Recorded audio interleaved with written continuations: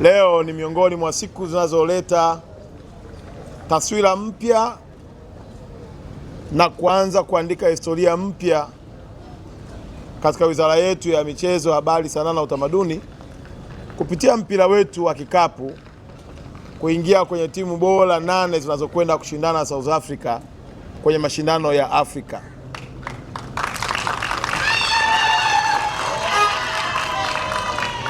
Nimefuatilia kwa kina historia ya mpira wa kikapu kwenye taifa letu. Ni ukweli pasipokuwa na shaka, Dasite mmepata heshima ya kuandika historia ya taifa letu la Tanzania kwa mara ya kwanza tangu mashindano haya yaanzishwe duniani, wa Tanzania kushiriki kwenye mashindano ya Afrika. Historia hii mnayoiandika inaenda kuleta chachu na kuongeza hamasa kwa vijana wengi kwa kuona mchezo wa kikapu au mpira wa basketball si tena mchezo wa watoto wa matajiri tu, si tena mchezo wa watu kujiburudisha na kujinufaisha, bali ni mchezo unaojenga uchumi na kubadilisha taswira za familia zetu kwa watu wenye vipaji. Nendeni mkijua ya kwamba Tanzania inawadai ushindi, inawadai rekodi njema, inawadai historia itakayobeba vizazi vinavyokuja.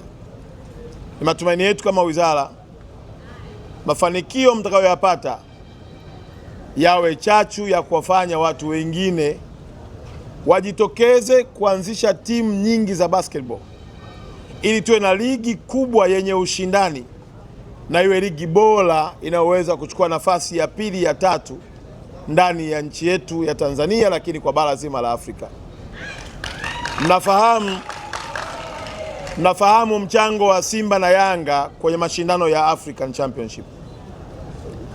Na nyinyi tunaomba, kama ambavyo Simba na Yanga walifungua milango, tukaona Namungo, tukaona KMC, tukaiona Azam, tukaona na timu zingine zimeingia kwenye mashindano ya Afrika, naombe na nyinyi Dasite mkafungue milango ya kusababisha Tanzania tuwe na timu zaidi ya moja zitakazokwenda kwenye mashindano ya Afrika.